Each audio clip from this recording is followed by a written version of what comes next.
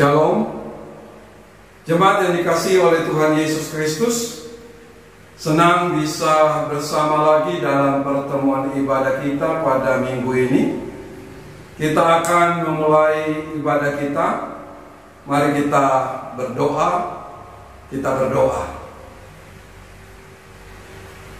Biarlah kiranya ibadah kami ini dari awal sampai pada akhirnya jadi dalam nama Tuhan Yesus Kristus. Amin. Shalom. Haleluya. Tuhan Yesus berbaik. Kita boleh lagi bersama-sama untuk bersekutu, menaikkan pujian kita kepada Tuhan, Allah yang luar biasa, Allah yang perkasa, Allah yang dahsyat dan ajaib, Allah yang kasih setianya tidak pernah berubah dulu sekarang sampai selamanya. Saudaraku, waktu yang Tuhan berikan bagi kita saat ini, mari kita memberikan yang terbaik bagi Tuhan dengan mengangkat suara kita, menaikkan pujian kita hanya bagi Yesus Tuhan Allah. Dialah Raja di atas segala raja. Dialah Yesus Tuhan Allah.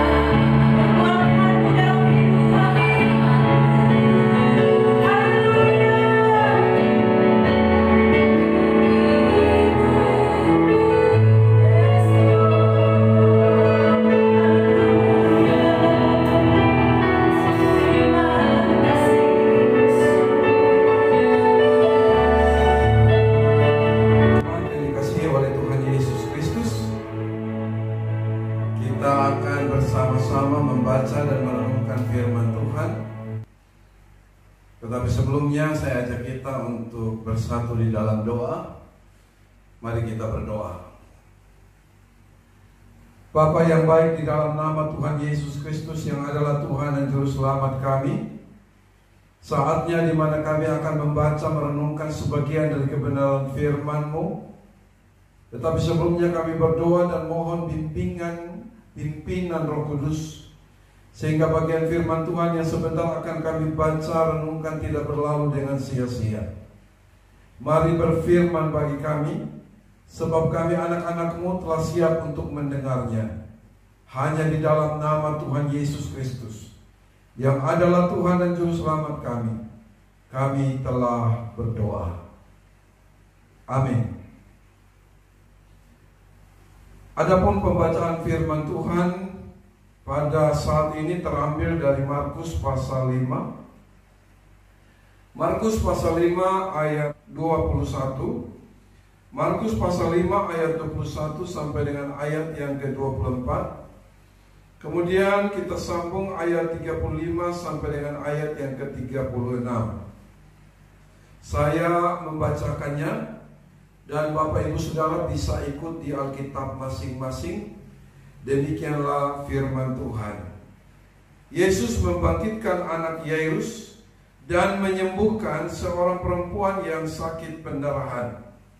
Sesudah Yesus menyeberang lagi dengan perahu, orang banyak berbondong-bondong datang lalu mengerumuni Dia, sedang Ia berada di tepi danau. Datanglah seorang kepala rumah ibadat yang bernama Yairus.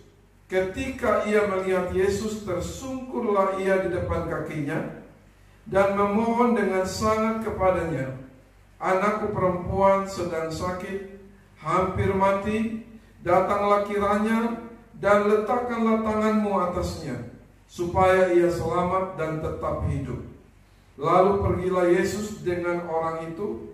Orang banyak berbondong-bondong mengikuti Dia dan berdesak-desakan di dekatnya. Ayat yang ke-35. Ayat ke-35. Ketika Yesus masih berbicara, datanglah orang dari keluarga kepala rumah ibadat itu dan berkata, "Anakmu sudah mati. Apa perlunya lagi engkau menyusah-nyusahkan guru?" Tetapi Yesus tidak menghiraukan perkataan mereka dan berkata kepada kepala rumah ibadat, "Jangan takut, percaya saja."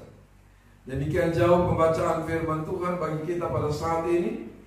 Yang berbahagia ialah setiap kita yang membaca firman, merenungkan firman, dan melakukan firman dalam kehidupannya hari lepas hari. Puji Tuhan. Jemaat yang dikasihi oleh Tuhan Yesus Kristus, adapun yang menjadi tema kita dalam perenungan saat ini ialah jangan takut, percaya saja. Dalam ayat yang ke-36 demikian bunyinya. Saya coba membacakan sekali lagi untuk kita. Tetapi Yesus tidak menghiraukan perkataan mereka dan berkata kepada kepala rumah ibadat, "Jangan takut, percaya saja." Jangan takut, percaya saja. Jemaat yang dikasihi oleh Tuhan Yesus Kristus, memang tidak mudah untuk menghadapi kenyataan bahwa harapan dan kenyataan itu berbeda. Memang tidak mudah untuk menghadapi kenyataan bahwa apa yang terjadi, kenyataannya tidak seperti apa yang kita harapkan. Itulah yang dialami oleh Yairus, kepala rumah ibadat. Waktu anaknya sakit keras dan hampir mati. Ayat yang ke-23. Ia dengan penuh keberanian dan dalam keyakinan penuh meninggalkan anaknya yang lagi sakit itu dan datang kepada Yesus. Ia meminta dengan sangat, atau dapat dikatakan bahwa Yairus berdoa dengan sungguh-sungguh agar Yesus datang untuk meletakkan tangannya atas anaknya yang sakit itu. Yairus begitu yakin bahwa anaknya pasti sembuh, tidak akan mati, jika Yesus datang meletakkan tangannya atas anaknya yang sakit itu. Yairus begitu yakin bahwa anaknya tidak akan mati, bahwa anaknya pasti sembuh jikalau Yesus datang dan mendoakan anaknya. Yairus begitu yakin bahwa anaknya tidak akan mati, anaknya pasti sembuh jikalau Yesus datang untuk menolong anaknya. Yairus menaruh harapan sepenuhnya kepada Yesus. Dan Yairus sangat yakin bahwa anaknya akan tetap hidup, tidak mati. Yesus pun meresponi permintaan Yairus. Dalam perjalanan menuju rumah Yairus, Yesus terhalang oleh seorang perempuan yang sudah 12 tahun mengalami pendarahan, yang pada saat itu datang kepada Yesus untuk meminta pertolongan Yesus untuk menyembuhkannya. Kita tidak akan membahas itu secara khusus. Singkat cerita, saat akan menyelesaikan memberi pertolongan bagi perempuan yang mengalami pendarahan 12 tahun itu, Yairus tiba-tiba dikejutkan dengan kabar. Yairus tiba-tiba dikejutkan dengan informasi yang disampaikan oleh keluarganya, yaitu bahwa anaknya yang tadinya sakit itu sudah meninggal, sudah mati. Yesus tidak perlu lagi datang. Tidak ada gunanya lagi Yesus datang. Tidak usah menyusah-nyusahkan guru, kata keluarga dari Yairus. Tidak usah menyusah-nyusahkan Yesus untuk datang, karena anaknya yang tadinya sakit sudah mati. Ayat yang ke-35. Informasi tersebut sangat mempengaruhi hati Yairus. Ia pun menjadi takut. Ia pun menjadi cemas, putus asa. Ia menjadi gundah gulana. Bahkan dapat saya katakan, pupuslah harapan Yairus. Yairus sangat berharap anaknya sembuh. Ternyata mati oleh penyakit yang dideritanya. Itu fakta. Itu kenyataan. Informasi yang dia terima dari keluarganya sendiri. Itu bukan hoaks. Informasi berita itu sangat mempengaruhi sikap hatinya, berkaitan dengan keyakinannya atau berkaitan dengan kepercayaannya kepada Yesus. Berbeda dengan Yairus, saat Yesus mendengar berita itu, Alkitab berkata, Yesus tidak menghiraukan perkataan mereka, tidak mengindahkan, atau Yesus menolak untuk mendengar, menolak untuk mengikuti apa kata mereka. Artinya, Yesus tidak mau dipengaruhi oleh informasi atau berita yang sedang ia dengar. Coba kita perhatikan, informasi atau berita yang didengarnya sama. Berita, informasi yang didengar oleh Yairus maupun yang didengar oleh Yesus itu sama, yaitu anak itu sudah mati. Tetapi perhatikan, ada respon, ada reaksi yang berbeda dari Yairus dan Yesus, atau antara Yairus dan Yesus saat mendengar berita itu. Yairus menjadi takut, cemas, putus asa, dan hilang kepercayaannya kepada Yesus. Sebaliknya, Yesus tidak menghiraukan berita itu. Ia tidak mau dipengaruhi oleh berita itu. Sebaliknya, berita itu, sekalipun berita itu benar. Karena itu Yesus pun berkata kepada Yairus, jangan takut, percaya saja. Artinya Yesus mau berkata kepada Yairus bahwa benar, anakmu yang sakit itu sudah mati. Saya tahu itu. Tetapi engkau Yairus, jangan takut, percaya saja. Saudara yang dikasihi oleh Tuhan Yesus Kristus, bukankah hari-hari ini kita sedang dipengaruhi oleh berita-berita yang berkaitan dengan COVID-19? Apa yang kita dengar itu fakta, itu bukan hoaks.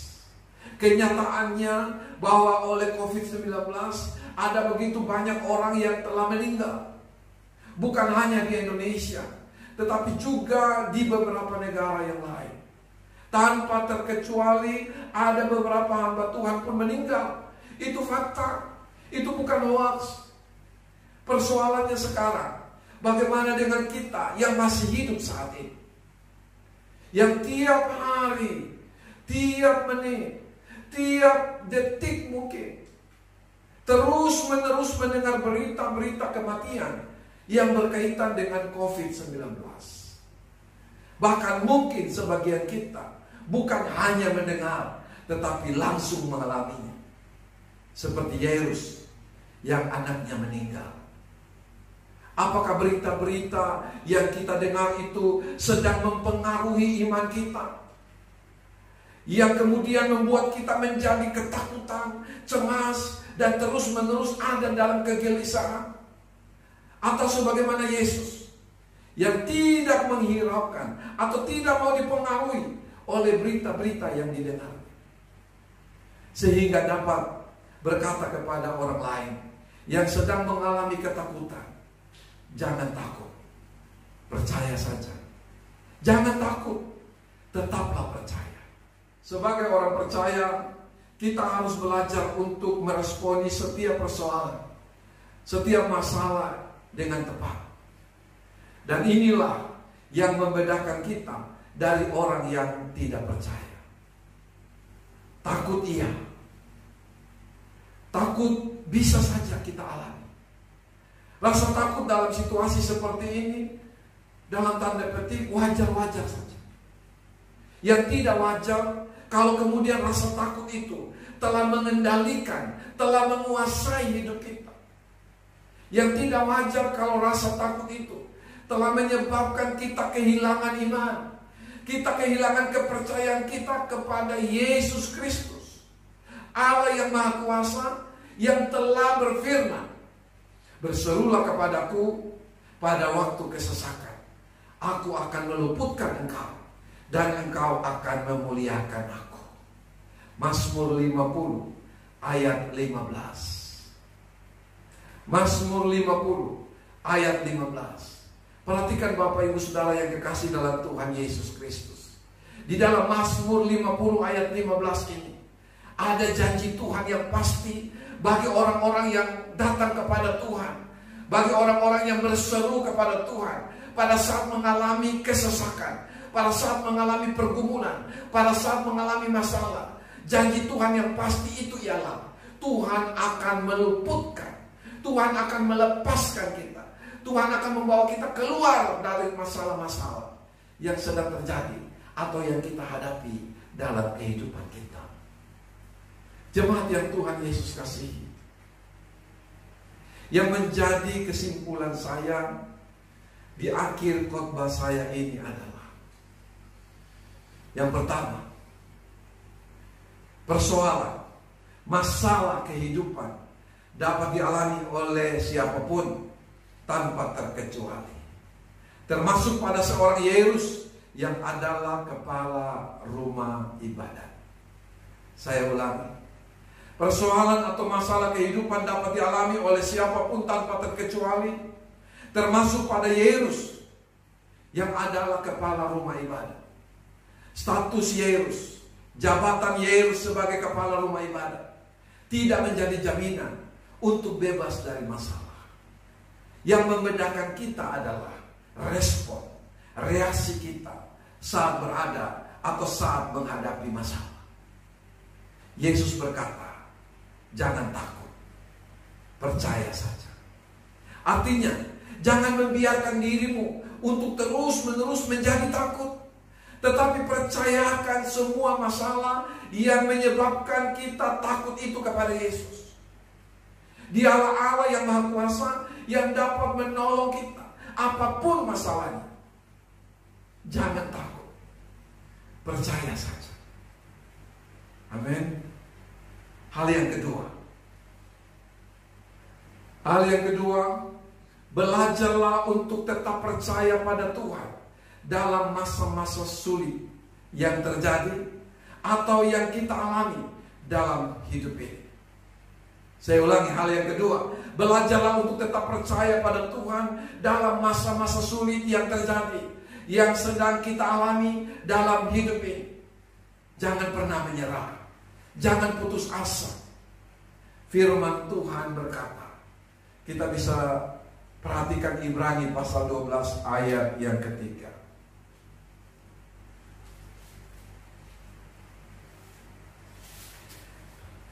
Ibrani pasal 12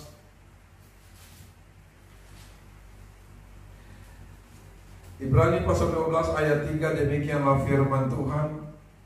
Ingatlah selalu akan Dia yang tekun menanggung bantahan yang sehebat itu terhadap dirinya dari pihak orang-orang berdosa, supaya jangan kamu menjadi lemah dan putus asa. Perhatikan, firman Tuhan jelas. Dikatakan bahwa ingatlah selalu, ingatlah terus-menerus akan Yesus. Bukan persoalan yang kita ingat, tetapi Yesuslah yang kita ingat. Terus-menerus kita ingat Yesus. Supaya apa? Supaya kamu jangan menjadi lemah dan putus asa. Saya memperhatikan bahwa banyak orang kemudian menjadi lemah dan putus asa oleh karena yang dia ingat terus-menerus bukan Yesus, tetapi persoalan yang sedang dia alami, yang terus-menerus dia ingat. Itulah yang menyebabkan dia menjadi lemah dan putus asa. Bukannya Yesus yang dia ingat, Yesus yang sanggup mengatasi persoalan-persoalan kita, tetapi yang dia selalu ingat adalah masalah-masalah yang dia hadapi. Hal yang ketiga, kesimpulan saya yang ketiga, saat berada dalam pergumulan dan masalah, datanglah hanya kepada Yesus. Saya ulangi, kesimpulan saya yang ketiga, saat berada dalam pergumulan dan masalah, datanglah hanya pada Yesus. Yesus adalah alamat yang tepat untuk kita menyampaikan, untuk kita mempercayakan masalah-masalah yang kita hadapi. Dan jika Yesus yang menyelesaikan masalah kita, saya mau katakan masalah kita benar-benar selesai. Kita tentu masih ingat saat Yesus meredakan angin ribut. Yesus menghardiknya dengan berkata, "Diam, tenanglah." Dan danau itu menjadi teduh sekali. Markus pasal 4 ayat 39. Diam, tenanglah, dan danau itu menjadi teduh sekali. Artinya, jikalau Tuhan Yesus menyelesaikan masalah kita, masalah itu benar-benar selesai, teduh sekali. Artinya benar-benar selesai.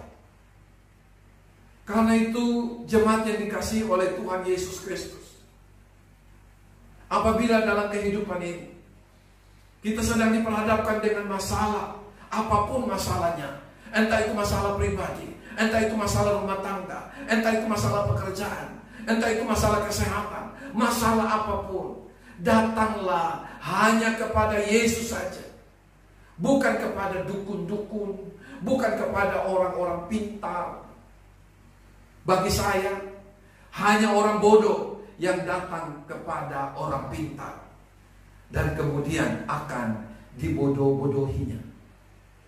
Saya ulangi, hanya orang bodoh yang datang ke orang pintar dan kemudian akan dibodoh-bodohi oleh orang pintar itu. Oleh karena itu, jemaat yang dikasihi oleh Tuhan Yesus, sebagaimana Yairus pada saat dia mengalami pergumulan yang serius berkaitan dengan anak perempuannya yang sakit keras dan hampir mati, dia mengambil keputusan yang tepat. Itulah dengan datang kepada Yesus, meminta pertolongan Yesus.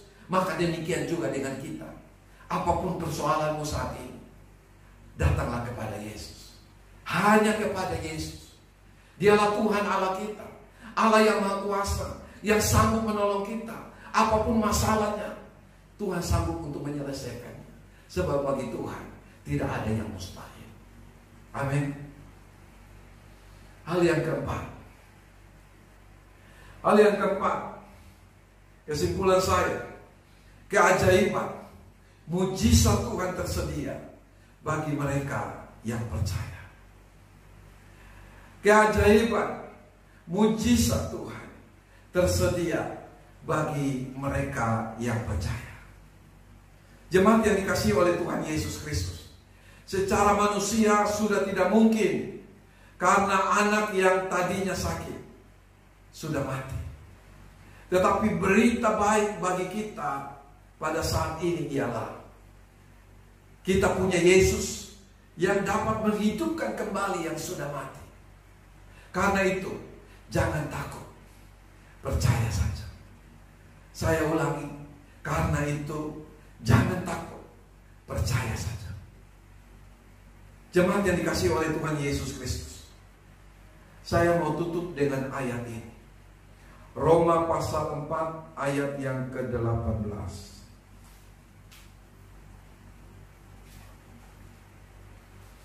Kita buka Alkitab kita, sama-sama kita perhatikan di Alkitab kita. Saya akan membacakannya. Roma pasal 4 ayat yang ke-18. Demikianlah firman Tuhan. Sebab sekalipun tidak ada dasar untuk berharap, namun Abraham berharap juga dan percaya bahwa ia akan menjadi bapa banyak bangsa, menurut yang telah difirmankan, demikianlah banyaknya nanti keturunanmu.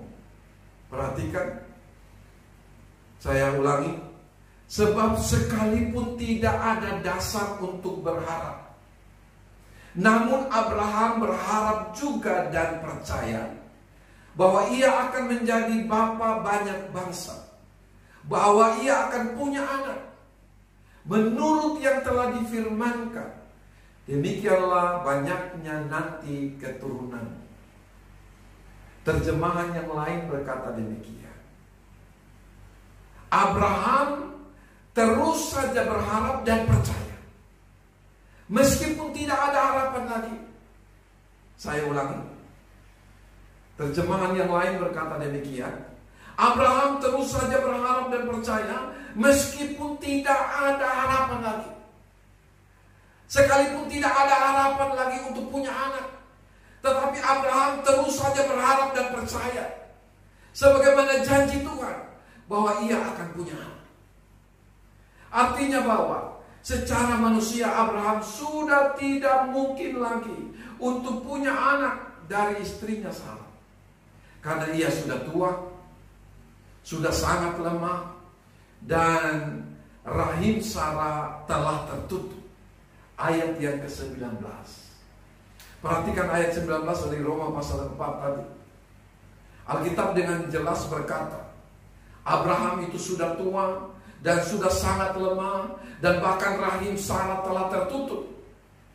Tetapi perhatikan dengan baik, Alkitab mencatat bahwa di tengah-tengah ketidakmungkinan, Abraham tetap berharap dan percaya bahwa ia akan punya anak. Kelahiran Ishak menyatakan bahwa apa yang tidak mungkin bagi manusia, mungkin bagi Tuhan. Tuhan kita, Yesus Kristus, ahli dalam menghidupkan yang sudah mati. Dia Tuhan ahli dalam hal membuka yang sudah tertutup, sebagaimana Tuhan yang membuka rahim Sarah yang tertutup. Dia juga ahli dalam menyelesaikan setiap masalah yang terjadi atau yang kita alami dalam kehidupan kita. Bahkan masalah-masalah yang paling sulit sekalipun. Karena itu saudara yang kekasih dalam Tuhan Yesus, dari tempat ini saya pun mau berkata, jangan takut, percaya saja. Tuhan Yesus Kristus memberkati kita semua. Amin. Jemaat yang dikasihi oleh Tuhan Yesus Kristus, sebelum saya berdoa, saya perlu mengatakan ini kepada saudara. Itulah bahwa khotbah saya ini tidak bermaksud mengajar saudara untuk melepaskan APD atau melepaskan alat pelindung diri lalu dengan bebas kemana-mana. Karena Yesus berkata, jangan takut, percaya saya, percaya saja. Saya tidak bermaksud demikian.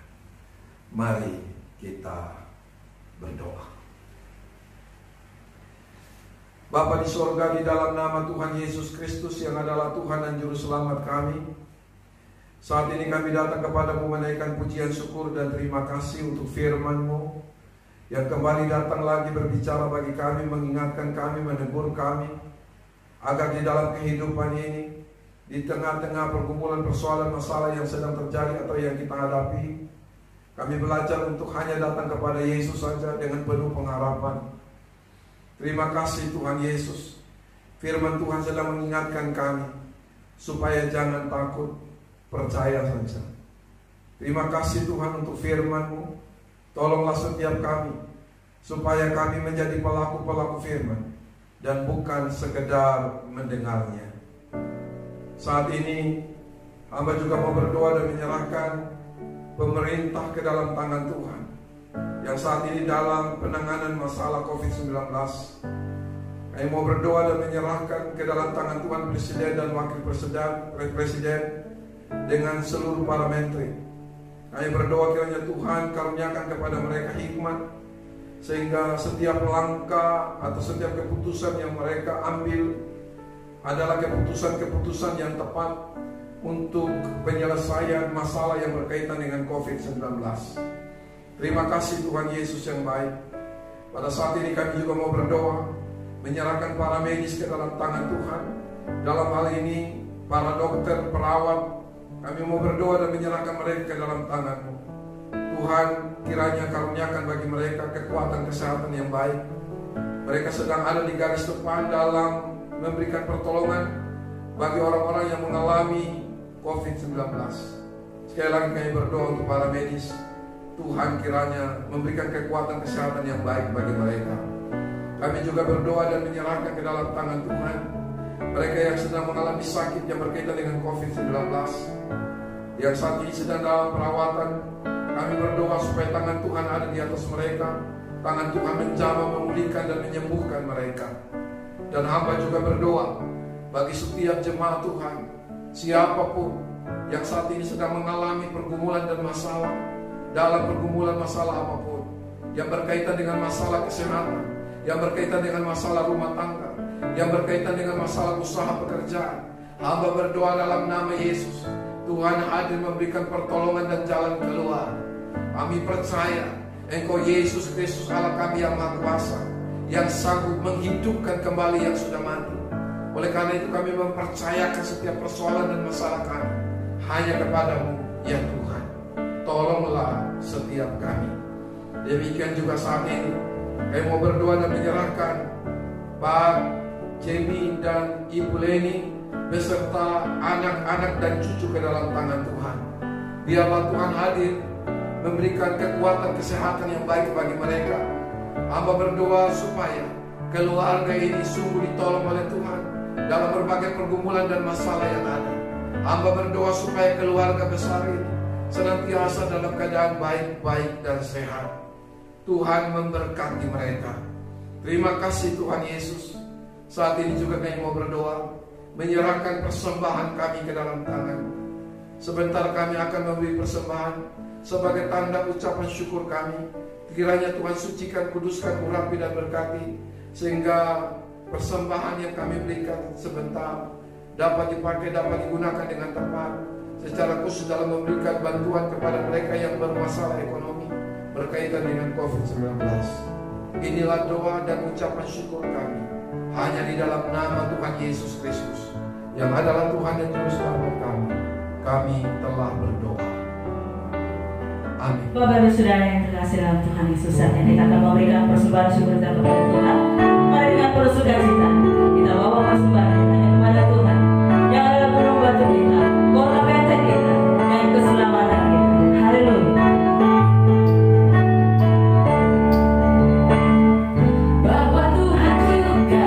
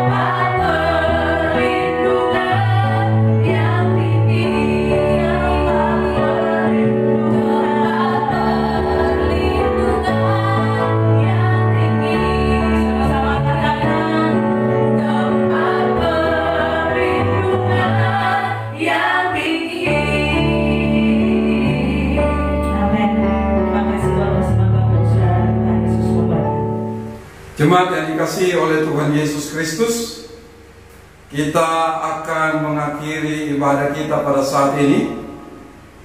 Mari kita bangkit berdiri dan kita berdoa. Kita berdoa.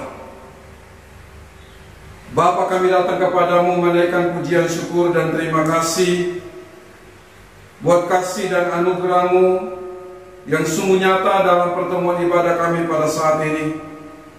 Kami sungguh sangat bersyukur dan berterima kasih, di mana Tuhan juga berkenan hadir dalam pertemuan ibadah kami dari awal sampai kami akan mengakhirinya. Jemaat yang dikasihi oleh Tuhan Yesus Kristus, angkatlah kedua belah tanganmu, arahkanlah hatimu kepada Tuhan, dan terimalah berkat-Nya. Tuhan memberkati engkau dan melindungi engkau. Tuhan menyinari engkau dengan wajah-Nya dan memberi engkau kasih karunia. Tuhan menghadapkan wajah-Nya kepadamu dan memberi engkau damai sejahtera. Kiranya engkau senantiasa ada dalam keadaan baik-baik dan sehat. Penyertaan dan perlindungan Tuhan akan menjadi bagianmu kemanapun engkau pergi dan dimanapun engkau berada, dari sekarang ini bahkan sampai selama-lamanya. Semua kita yang percaya sama-sama katakan amin. Puji Tuhan. Saya sampaikan selamat hari Minggu untuk kita semua. Tuhan Yesus memberkati.